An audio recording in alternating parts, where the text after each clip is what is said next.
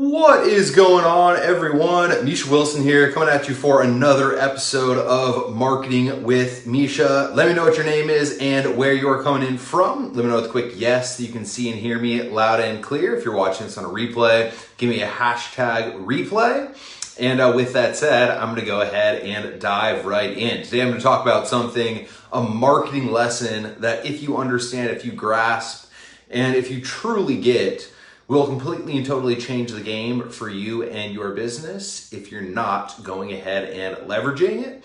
And I want to go ahead and talk about someone who is literally the master at this one lesson, share a little story, and share a perfect example of everything in play and how it's gone ahead and affected everyone else. So give me a quick yes, you can see and hear me loud and clear as always. Let me know if you guys get value and give me some comments, likes, hearts, and shares if you dig this. So with that said, let me go ahead and dive right in. And obviously today I'm talking about, where the blank goes, the money flows. All right. And I want to talk about really the single most valuable asset in the marketplace today. A lot of people think that time is the single most valuable asset. And yes, in a way, once you spend a minute of time, you can never get it back. A lot of people think that money is the single most valuable asset. And I completely and totally understand that I can relate. When you don't have any money, it can really feel like money is the single most valuable asset. But there's actually one thing that is much more valuable than both of those items when it comes to the actual marketing world and making sales in the marketing world, which is kind of a precursor to firstly making more money, which when you make more money will allow you to have more time. And I actually want to go ahead and tell a quick little story of an event that happened this weekend that shares really kind of, how this whole thing works in a perfect example. So if you guys have been following the sports world for any period of time over this whole COVID thing, you guys probably know that everyone has just pretty much been shut down, right? The NBA shut down, the NFL is trying to figure out how to start up, the whole baseball world is trying to figure out how to start up. Everyone's kind of freaking out. And again, just the whole world has been put on hold. There's literally like badminton and video games on ESPN with special episodes of dodgeball being featured Sunday at primetime, which is insanity as a sports fan. But hey, you got to do what you got to do. But the one sport that seems to have done the best with everything going on, the one sport that has adapted the most efficiently and effectively compared to everyone else, and the one sport that really I think there was one event that they missed, and then they were right back up on their feet in their own kind of, tweaked, adjusted way from the whole COVID mess, is the sport of UFC. All right, so love UFC, hate UFC. No matter where you stand on whether or not it's a legitimate sport or, so on and so forth, it has done a really good job in not being affected nearly as much as all of the other sports. Missed an event, once again, got right back to it. And so last weekend, they had another UFC fight, and there weren't any of the big names involved. Conor McGregor wasn't involved in the fights, but I'll get to him in just a minute. Khabib wasn't involved in the fights. None of the other big guys were involved in the fights. And it was kind of just, again, a fight a card that usually probably wouldn't pull huge numbers, wouldn't pull, big audiences. There wouldn't be a big pay-per-view because, again, it was just kind of smaller names going at it.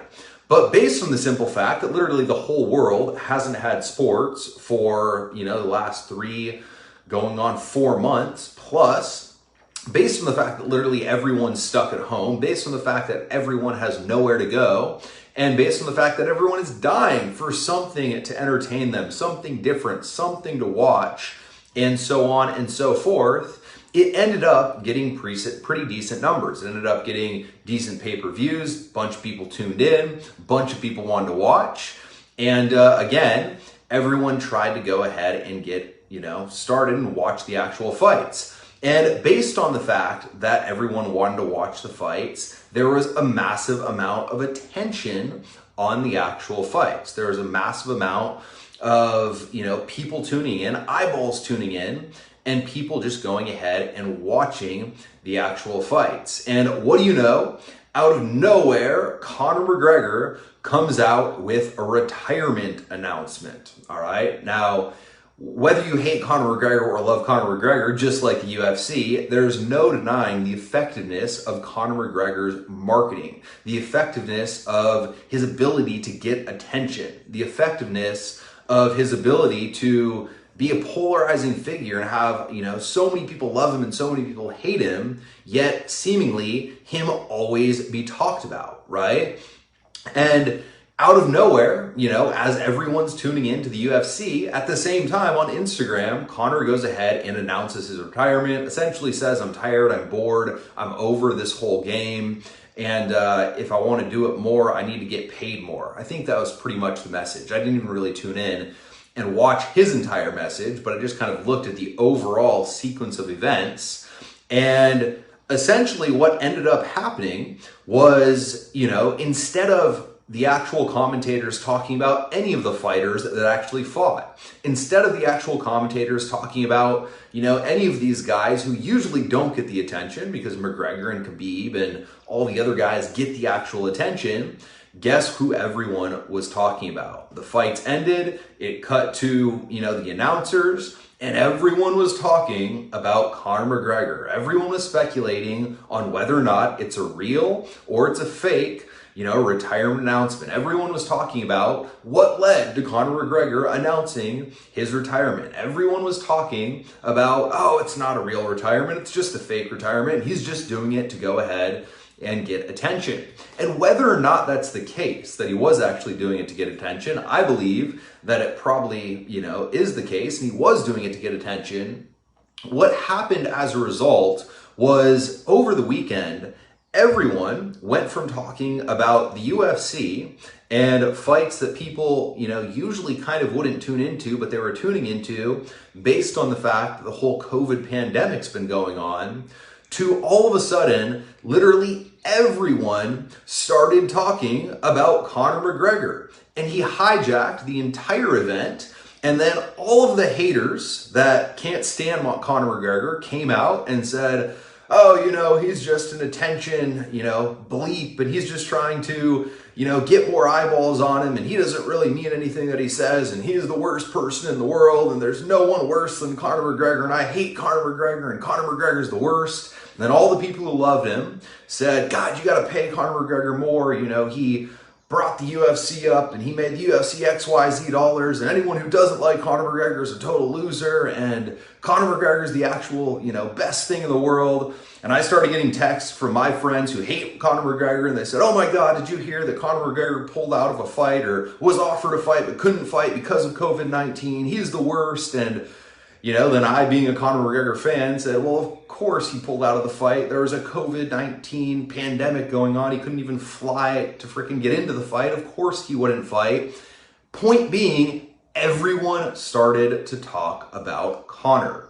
And that is the lesson in of itself. Conor McGregor is worth well over $100 million based on the simple fact that he's an absolute master at getting, maintaining, keeping, and engaging people's attention. He's an absolute master at being polarizing in a way where, again, some people absolutely love him and some people absolutely hate him, yet still everyone tunes in. And when you can get to that point where you're polarizing enough that not everyone loves you, not everyone hates you. I have a few people on this Facebook Live right now that don't seem to be my biggest fans. And, I'm sorry that I couldn't do everything in my, everything possible to win you over. Yet still, once again, I'm never going to make everyone happy. And I'm okay with that. I've come to grips with that and I understand that. But again, once you get to that point where you have a massive audience of people who love you and a massive audience of people who don't like you and hate you, and at the same time, you're able to get attention, what happens is you'll be able to get attention, keep attention, and grow virally based on the fact that not only do you have attention, but you also have this whole conversation going on around, Conor sucks, Conor's awesome, Conor's the best, Conor's the worst. This is why Conor's the best. This is why Conor's the worst. And whenever there's that intense level of polarity, what ensues are arguments. What ensues are, like this guy back here, actually LeBron's the GOAT, actually Jordan's the GOAT. That whole argument that goes on is the thing that naturally increases the amount of people talking about the topic. And when people start to increase, when that number starts to increase, more people start to argue. Then with more people arguing, more people, again, tune in. So it continues to increase. And you get a huge viral effect based on the fact that, once again, you have the polarization within your actual market. So understand that, firstly, and I kind of got off on a tangent with polarity. Firstly, you have to get attention, and you have to keep attention, and you have to engage attention. And that's what Conor McGregor is literally better at than anyone in the world. And then secondly, once you have attention, once you get attention, how you keep and engage attention is you become okay with the fact that you're never going to be liked by everyone. You become okay with the fact that probably a good amount of people aren't going to like you. And you realize that if you're always trying to be liked by everyone, you're going to be loved by no one. And the minute you become okay with being hated by some is when the other opposite group of people will absolutely love you. And when the other opposite group of people absolutely love you, just like on today's Facebook Live, I've seen a few comments, I have a few people that don't love me on this Facebook Live, but then I also have some of my true fans on this Facebook Live. In that polarity exists, once again, profit, because those people who actually love me and support me, and I appreciate you guys on this live right now, because those people really love what we do and love what we're about, love our mission, and love what our company is about, love what I'm about, those people buy, those people invest, those people follow, those people get value, those people engage in business with you, and as a result, you have a highly successful and highly profitable business. So with that said, I hope you got a ton of value out of this Facebook Live, and just go ahead and address the comments. Once again, if you're blaming the system, if you're saying that the system doesn't work, if you're saying that you got started with something and you didn't make money, and if anyone else is making money with the system, you might want to stop pointing fingers at the system and start looking at the actual actions you're taking or the actions you're not taking, and come to grips with the fact that if one person's being successful with something and you're not, it might not necessarily be the something outside of yourself, but you might kind of want to turn around, look in the mirror, take responsibility, be accountable, and decide that you're probably, somehow involved in the equation in not creating success.